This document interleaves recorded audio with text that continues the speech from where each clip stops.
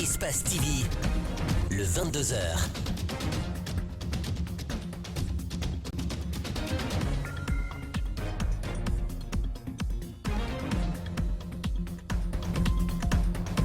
Très heureux, mesdames et messieurs, de vous retrouver pour cette nouvelle édition de 22h. Bienvenue à toutes et à tous, les titres du journal.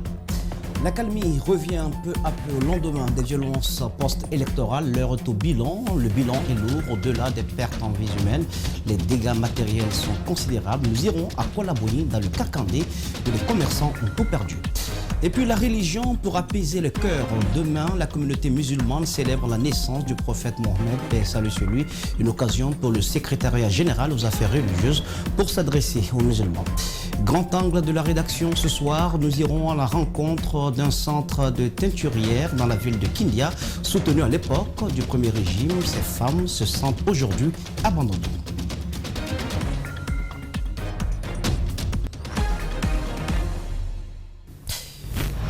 Bienvenue à toutes et à tous. Kolaboyi a aussi connu son lot de violences post-électorales. 35 boutiques et magasins ont été pillés de tout leur contenu par des jeunes en furie.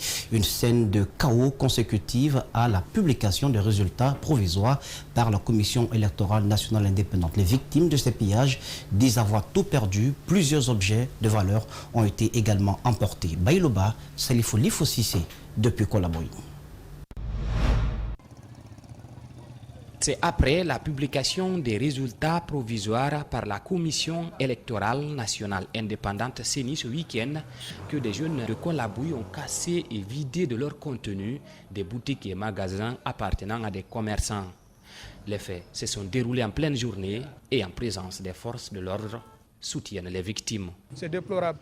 Et devant la force de l'ordre, il y avait des TICOP, des agents, des policiers et des gendarmes arrêtés devant ce groupe qui gâtait les boutiques. Et ceux-ci n'ont parlé aucun mot, les encourageaient déjà. Et si d'autres, quand ripostaient ou bien les commerçants ripostaient, ce sont les agents même qui tiraient des balles. Et des balles réelles, c'est ça qu'ils tiraient au haut pour que les commerçants fuient, pour que l'autre groupe fasse leur sale boulot. Comme lui, cet autre commerçant a vu sa boutique dévalisée par des jeunes mal intentionnés. Il dit avoir tout perdu et se demande à quel sens c'est voué. Les policiers ont entouré, on est venu pour intervenir, les policiers n'ont pas accepté qu'on rentre. Donc ils sont en train de tirer, les autres en train de gâter. On a foncé pour rentrer, on est retourné, obligé de sauver notre vie. On est retourné à la maison, on est déçu parce que moi là où je suis, j'ai mes enfants à la maison. J'ai ma famille, même la dépense, je n'ai pas. Tout ce que j'avais, bon, à l'heure là, si ce n'est pas quelqu'un qui m'aide, je n'ai aucune dépense à la maison. Ici aussi, des téléphones portables, des postes téléviseurs ainsi que autres accessoires, tout a été emporté. Ici, on sont pris des téléphones, accessoires qu'on vendait avec des écrans plats, portatifs. Donc, il y a beaucoup de choses, il y a même des tables pareilles qui sont prises, donc ils sont cassés le reste. Lorsqu'ils sont cassés, il y a des gendarmes qui sont entourés, on ne peut pas intervenir.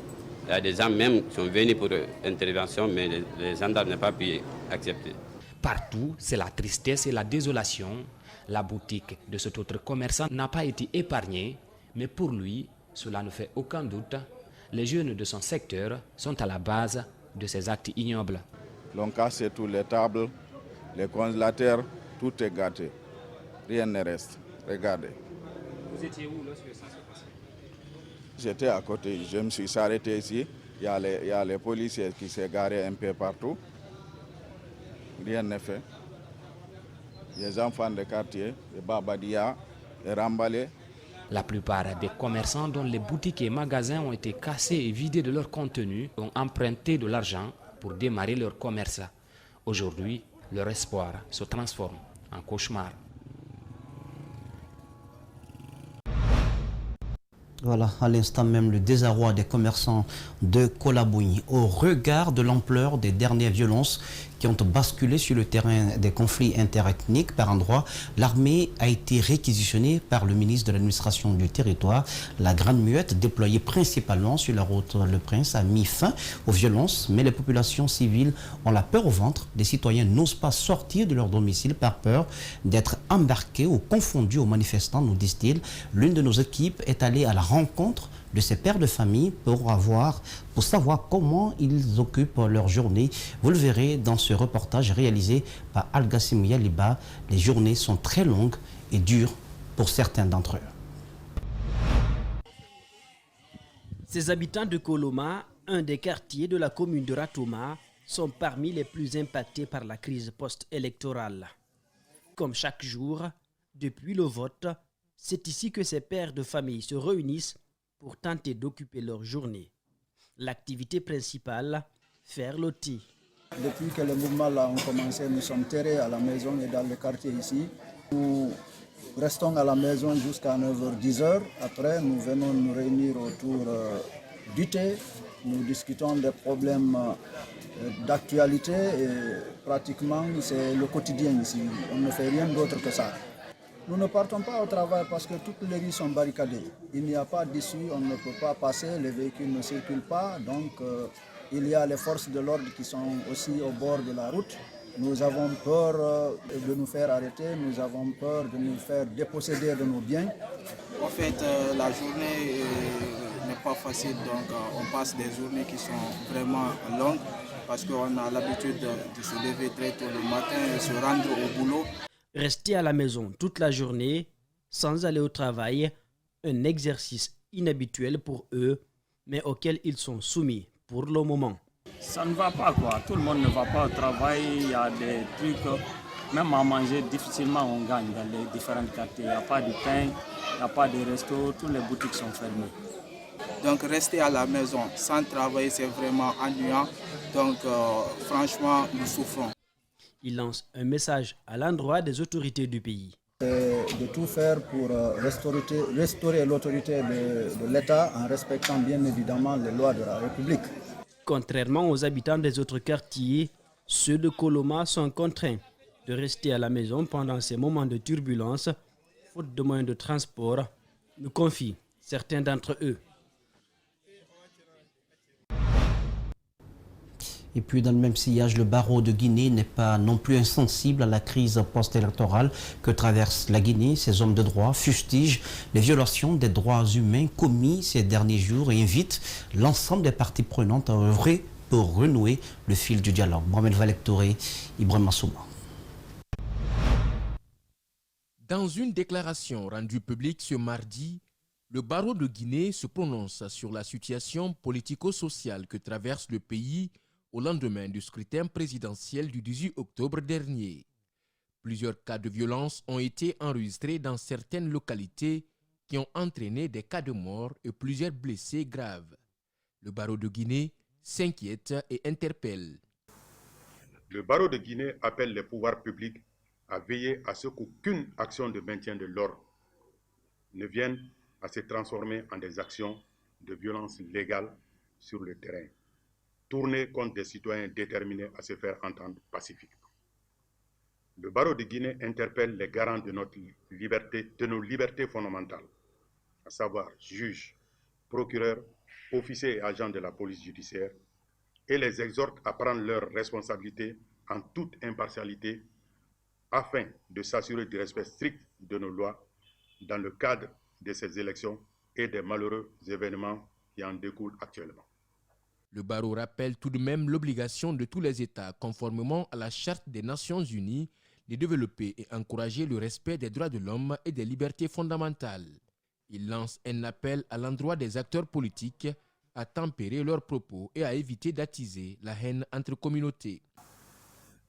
Le barreau de Guinée incite de manière insistante les acteurs politiques de tous les bords au dialogue et à l'expression de leurs opinions de manière légale et non violente. Le barreau de Guinée rappelle sa ferme adhésion à l'état de droit, à la démocratie et à la justice qui doit s'appliquer en tout temps et en tout lieu sans aucune considération. Le barreau de Guinée comme toujours, se tient à la disposition de l'ensemble des acteurs politiques, publics et de la société civile pour entamer à la première demande quelques initiatives de dialogue et ou échanges dans le cadre des négociations conformes aux vertus républicaines. En ce qui concerne les morts lors des manifestations, le barreau s'indigne et exige l'ouverture d'une enquête judiciaire en vue de situer les responsabilités. Restons dans le même registre avec l'Union syndicale des travailleurs de Guinée, abrégée USTG, qui n'est pas indifférente face aux violences enregistrées au lendemain de la présidentielle du 18 octobre. L'organisation syndicale, tout en condamnant les tueries et les exactions commises contre les populations civiles et les forces de l'ordre, a fait des recommandations pour un retour au calme. Je vous propose l'essentiel de tout cela dans la déclaration lue ce mardi par le secrétaire général de l'organisation syndicale, Mohamed Valectoré Lamensila. L'USTG demande 1. L'arrêt immédiat de ce déchaînement de violence qui ne peut que mener les travailleurs et travailleuses, les citoyennes et citoyens dans une spirale mortifère.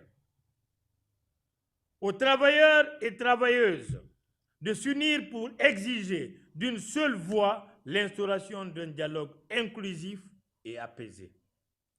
Le respect du dialogue, le respect des règles démocratiques, le respect de la liberté d'opinion et de la justice sociale pour assurer la paix et éviter que le pays ne s'enlise dans la terreur.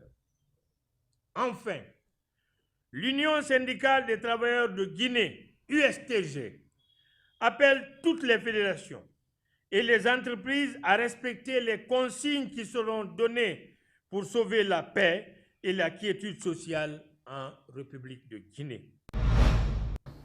Propos recueillis donc du secrétaire général de cette union par Mohamed Valectoré et Lamine Silla. Au regard donc de la crise qui prévaut, les boutiques d'alimentation sont fermées, les marchés publics fonctionnent à minima, le quotidien de nombreux citoyens s'en trouve sérieusement impacté. Ce mardi, l'Observatoire des citoyens et des droits des consommateurs a réagi face à cette situation. Bernard Koundounou, Koke Bangoura pour l'essentiel. Au lendemain de la publication des résultats provisoires par la CENI, des violences ont été enregistrées dans le pays. L'Observatoire citoyen des droits des consommateurs monte au créneau et dénonce l'agression physique aux armes de guerre et aux armes blanches, le pillage et la destruction des biens de certains citoyens, l'instrumentalisation des médias et réseaux sociaux pour véhiculer des messages d'incitation à la haine et à la violence. Le blocage des routes interurbaines empêchant tout acheminement des denrées de première nécessité pour approvisionnement des marchés locaux. La fermeture des boutiques et magasins depuis d'une semaine aux consommateurs. L'augmentation fantaisiste des prix sur les produits. Depuis le début des violences post-électorales en Guinée, plusieurs familles sont empêchées de sortir dans quelques quartiers de Conakry. L'organisation demande l'arrêt des violences et appelle au calme et à la retenue. Demandons l'arrêt immédiat de toutes ces formes de violence et appelons les candidats et leurs militants à la retenue. L'Observatoire, toutefois, a formulé des recommandations. L'OCDC invite l'État à prendre toutes les dispositions légales pour restaurer l'ordre et la quiétude sociale, ce dans l'intérêt de tous et de chacun. L'Observatoire condamne toute forme de violence et invite les acteurs politiques à la préservation de la paix pendant cette période post-électorale. Dr Kouressi Kondé, député au Parlement guinéen, se dit préoccupé lui aussi par la situation dans son pays au lendemain de la présidentielle. Ses sentiments et ceux d'un politologue ont été donc recueillis par Bernard Koundono Abdoulaye Kamara. Loin du processus électoral, Kouressi Kondé a observé le scrutin présidentiel du 18 octobre dernier. Il salue le bon déroulement du scrutin, même si le processus a connu d'énormes difficultés. Le processus s'est déroulé dans une certaine crispation, dans une certaine difficulté. Et ces difficultés continuent d'ailleurs. De part et d'autre, chacun a montré sa volonté d'aller jusqu'au bout. Et finalement, nous sommes dans la République. Les institutions républicaines se sont prononcées sur la base des résultats mis à leur disposition. Même réaction de la part de ce politologue qui regrette des violences qui ont conduit à des cas de mort, puis le manque d'appel au calme de la part du candidat de l'UFDG. Ce qui est regrettable, je crois que c'est ce manque d'appel au calme au niveau, c'est-à-dire que parce que déjà, on avait vu l'élan. Au lendemain du scrutin, des violences ont éclaté dans plusieurs localités du pays après l'autoproclamation du candidat de l'UFDG comme vainqueur du scrutin. Le président du parti Arena condamne ces violences post-électorales et propose une piste de solution pour une sortie de crise. Et je demande, j'insiste, pour dire au leader de l'UFDG de clarifier sa position. Il y a trop de violence derrière. Il faut qu'il parle contre la violence. Le politologue, lui, souhaite que l'article 162 du Code électoral soit revu par les autorités pour éviter le retard dans la publication des résultats.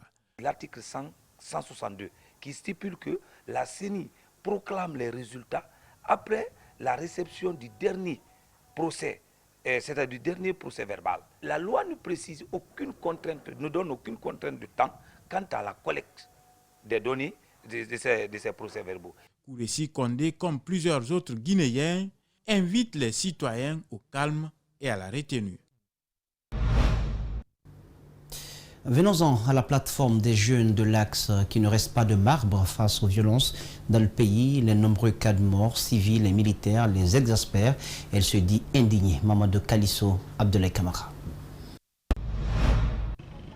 La cour cadenassée, la maison désertée par ses occupants. Le père de famille s'est trouvé un abri pour sauver sa famille dans le quartier profond. Ce déménagement forcé est la suite logique de la mort par balle de son fils âgé de 24 ans. Mamadou Aliou Diallo, diplômé sans emploi, a succombé à ses blessures à Ignace Dine, selon ses proches. Faute de place dans les morgues, la famille était contrainte de l'enterrer nuitamment. Nous sommes vendredi, sa mère a passé l'une des longues journées de sa vie. L'autre regret, le corps est inhumé, sans être autopsié. Sa mère meurtrie réclame justice. Il a été tué par balle. Derrière notre cour, il était arrêté. Il est sorti pour chercher le pain. C'est là qu'on m'a appelé qu'ils ont tiré mon enfant. Il a fini ses études. Je demande la justice, que la justice soit faite pour mon enfant. Parce qu'il n'a rien fait. Il n'a jamais grévé. Il n'a jamais fait de quoi que ce soit. On l'a tué banalement comme ça. L'actualité évolue vite. L'armée réquisitionnée pour le maintien d'ordre sur l'Axe. Des familles confinées depuis plusieurs jours. Impossible pratiquement pour elles de faire des courses au marché. La communauté internationale séjourne actuellement dans le pays pour une sortie de crise. Mais cet acteur de la société civile est pessimiste. La communauté internationale est là, mais à mon avis, ils ne pourront que dire ce qu'ils pensent, mais ils n'ont pas un pouvoir coercitif sur les acteurs, à la fois étatiques, mais aussi non étatiques, ou l'opposition. Donc, ils ne pourront que dire ce qu'un autre Guinéen dira. Donc, je pense que la solution guinéenne doit être guinéenne. La crise post-électorale a fait 21 morts selon le décompte du gouvernement, des blessés, des arrestations, destruction des biens publics et privés, alors que l'opposition parle d'une trentaine de victimes. Voilà un élément de Mamadou Kalisso et Abdoulaye Kamara. La période électorale est un moment incertain pour les agents économiques. Ce moment également influe négativement sur le taux de croissance de l'économie nationale. Combien l'État perd-il par jour en cette période de tumulte? Quels sont les secteurs qui se portent mieux pendant cette période de crise post-électorale en Guinée? Décryptage de tout cela avec Djibril Ba. L'économie guinéenne a certainement eu un coup sérieux dès la période de campagne électorale. Le changement des prévisions est forcément inéluctable avant, pendant et après ce moment important. Ce moment rime aussi avec un contexte d'incertitude pour de nombreux agents économiques. Pas seulement pour ces catégories de personnes selon cet économiste. Et l'État, à travers l'administration, qui est aussi fortement, disons, impliqué dans le processus électoral, se verra un peu au ralenti les prestations de services qui sont rendues, disons, aux citoyens. Généralement, les pays en développement sont plus affectés économiquement pendant la période électorale. Les violences enregistrées par-ci, par-là sont les causes principales parce que, tout simplement, à dit Touré, la plupart de ces États n'ont pas fini d'établir un véritable ancrage démocratique. Il faut être très très prudent là-dessus. Aucune personne ne peut sortir un chiffre pour vous dire que l'impact des élections en Guinée, c'est à telle hauteur ou telle hauteur.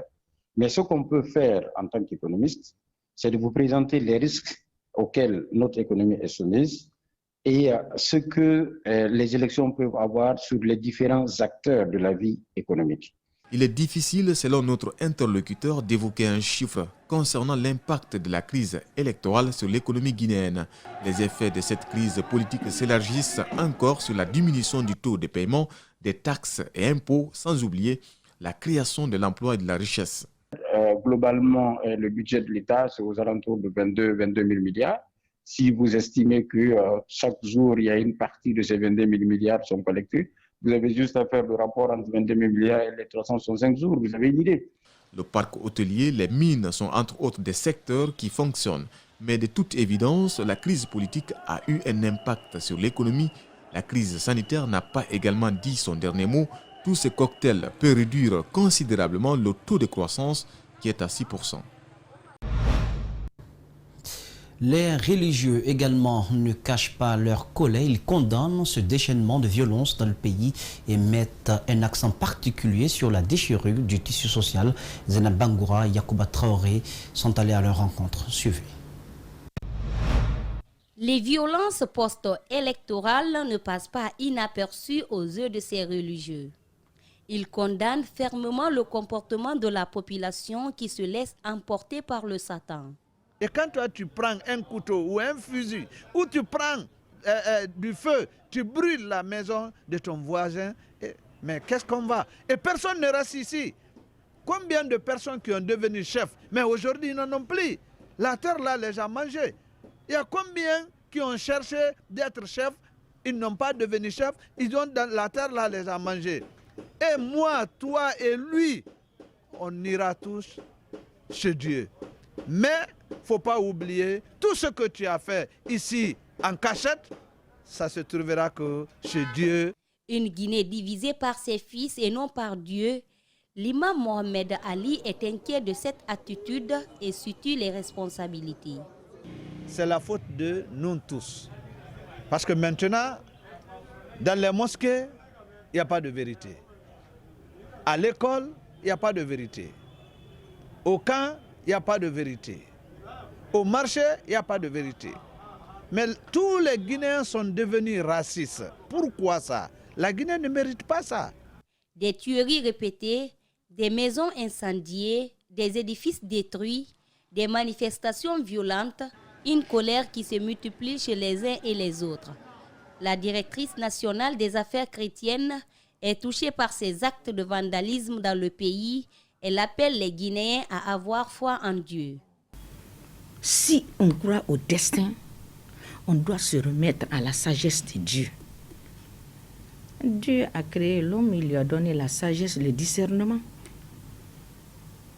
Alors, moi, ce que je vais conseiller aux Guinéens, c'est de savoir se ressaisir devant n'importe quelle situation. Ne pas forcer. Avoir confiance en Dieu. Tous ces religieux implorent la grâce divine pour la paix dans le pays et invitent les Guinéens au calme. Restons dans le registre religieux avec le secrétariat général des affaires religieuses qui a donné la date officielle de la célébration de l'anniversaire de l'illustre disparu, le prophète Mohammed, paix et salut sur lui. Cet anniversaire est célébré la nuit du mercredi 28 au 29 octobre 2020 sur toute l'étendue du territoire national. Il en a profité pour saluer l'ensemble de la communauté musulmane. Suivez la déclaration du secrétaire général des affaires religieuses au micro de Zainab Bangoura et de Yacouba Traoré. Le secrétariat général des affaires religieuses, en collaboration avec ses démembrements, tous mobilisés pour accorder à cette activité toute sa dimension, tout son mérite et tout son éclat place le Maulud Nabi de cette année sous le thème principal l'unité de fils et filles de Guinée pour l'édification d'une nation forte et prospère. Parlons agriculture. Dans la lignée du président de la Chambre nationale d'agriculture, Mamadou Bobo Denke Diallo, El Hadj Baba Guirassy se donne aussi à cœur joie à la terre. Il agit donc avec beaucoup de moyens pour lutter, selon lui, contre la famine dans sa zone à Boké, où il est directeur régional de la Chambre d'agriculture. C'est un reportage signé Fatoumata Bailo Ba, Salifouli Foussissé. Dans cette plaine risicole, la production est diversifiée. Plusieurs personnes travaillent sur une 50aine d'hectares. Ils ont un seul objectif, augmenter l'autosuffisance alimentaire et amener la jeunesse guinéenne à exploiter la terre. Je veux faire d'ici un centre d'information, centre de formation des jeunes en agriculture. Je veux, avec l'aide de l'État, pour que j'ai des techniciens agronomes, des agronomes qui viennent apprendre ici, qui viennent nous former et nous aider à faire ce qu'on veut. Parce qu'une jeunesse qui n'est pas formée, c'est l'échec total. Pour El Hadj Baba Guirassy, l'agriculture est l'une des meilleures façons de sortir un pays dans la pauvreté. La guerre qu'on doit faire en Guinée, c'est contre la faim et la pauvreté. La guerre qu'on doit mener en Guinée, c'est de former nos enfants. Ce jeune est employé depuis 3 ans. Il se dit fier de travailler avec El Hadj Baba Guirassy. Je remercie le bon Dieu aujourd'hui, je suis là. L'heure de rester en vie. Et traîner, fait aussi ce que nos amis font. Et je donne conseil à toute la jeunesse de la Guinée, au moins c'est de maintenir la paix. C'est ça qui est bon pour nous. Et de prendre l'exemple. C'est ce que nous on fait. Et celui dont on a eu la chance aujourd'hui, on est avec lui. Il prie tout le monde de venir. N'importe qui vient, il reçoit. Même hier, il y avait beaucoup de monde aujourd'hui. Hier même. Chaque jour, on est là, il y a la paix et on travaille.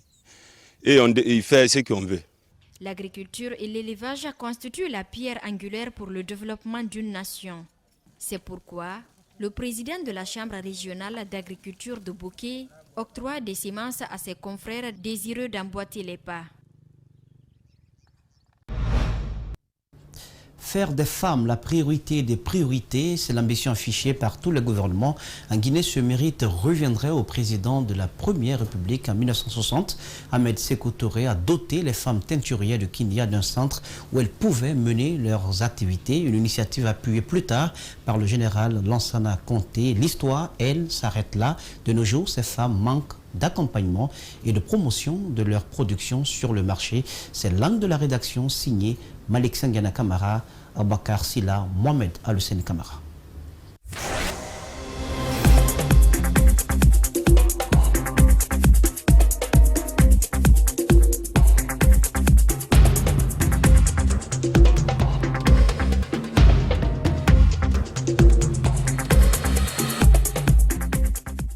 La coopérative des teinturières de Kindia, située au quartier Yewolé, elle est créée en 1960 par le président Ahmed Sékou Touré pour aider ces femmes à harmoniser leurs efforts de production.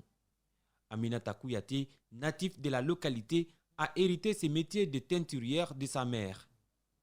Ce travail, c'est tout ce qu'elle sait faire. Aminata et ses collègues se procurent d'un stock important de basins blancs achetés au marché. C'est le début du processus de transformation de ces tissus en indigo ou en kendeli. Le travail est ingénieux et très mesquin. Après avoir attaché, on met dans l'eau. Après avoir mis dans l'eau, après on met aussi, à ce moment, à trouver qu'ils ont attaché, on met dans le noir là, ainsi de suite. Il y a beaucoup de travail dans ça. C'est un travail mesquin, très mesquin. Ce travail est aussi dangereux. Ces teinturières peuvent à tout moment être victimes d'accidents. Dans la fabrication des tissus kendeli, l'utilisation de la solution de bougie est fondamentale. Des cartouches de bougies sont fondues dans ce récipient posé sur le feu ardent. À l'aide d'un balai, la solution chaude est aussitôt aspergée sur les tissus pour leur donner un éclat particulier. Par manque de soutien à cette coopérative, des teinturières de Kindia peinent à s'imposer sur le marché guinéen. Il y a des femmes qui venaient de Conakry. Ils nous donnaient des balles de bazin à confectionner. Nous confectionnons ça très bien. Elle apprécie notre travail. Mais présentement, elle préfère venir prendre quelques teinturières à Kindia ici, les ramener à Conakry, leur donner les produits à confectionner à Conakry là-bas, au lieu que nous aussi nous bénéficions un peu dedans. Au dire de cette dame, les capitalistes ont pris le dessus sur la coopérative. Une situation qui risque de faire mal à leur profession. Nous souffrons parce que les moyens nous manquent un peu. Nous n'avons pas un fonds de roulement qui nous permet d'aller ailleurs, participer aux foires ailleurs. Du tricotage au mélange des couleurs jusqu'à la valorisation des tissus, les rôles sont répartis entre les membres de la coopérative. Moi, je suis venu ici en tant qu'apprenti, comme j'aimais le métier. On m'a pris pour l'attacher les pagnes. Mais en même temps, je faisais aussi la teinture. Parce que j'ai appris ça. J'ai confectionné des brochures ailleurs. Donc j'ai même été jusqu'à Bamako pour échanger d'expériences avec ceux de la Guinée et Bamako aussi. Le produit fini est de qualité, rassure Adama Ouri Diallo qui pratique la teinture depuis 1993. Nous travaillons beaucoup plus qu'au Mali parce que avant on participait aux foires à Conakry, foire AIA. Moi que je vous parle ici. Une fois on est participé là-bas, on a rapporté le prix, on a amené le trophée Lansana Conté, tellement que nos produits étaient bons. Il y a les Sénégalais qui étaient venus acheter nos produits.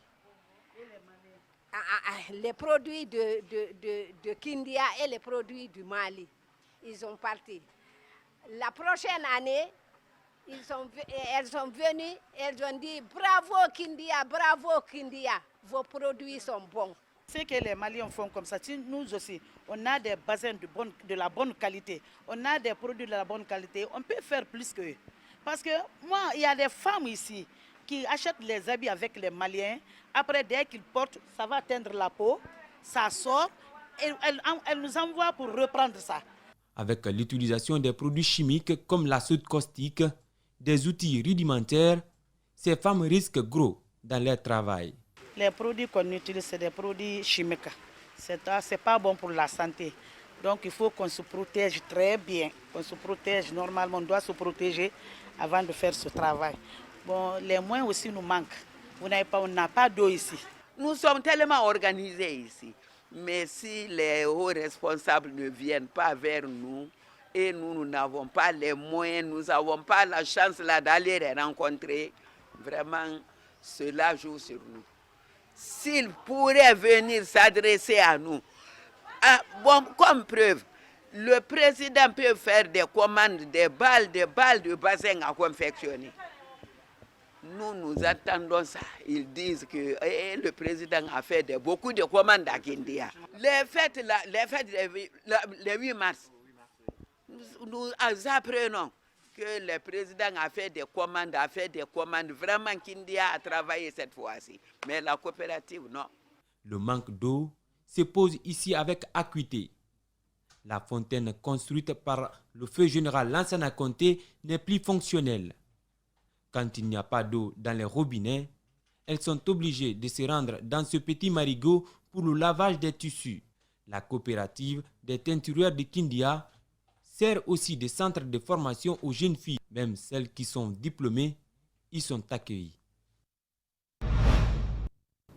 Une coopérative donc des femmes teinturières de Kindia à soutenir. Mesdames et messieurs, c'est la fin de cette édition d'information. Merci de votre aimable attention. Passez une excellente sur le programme sur Espace TV, la télé qui vous regarde. Bonsoir.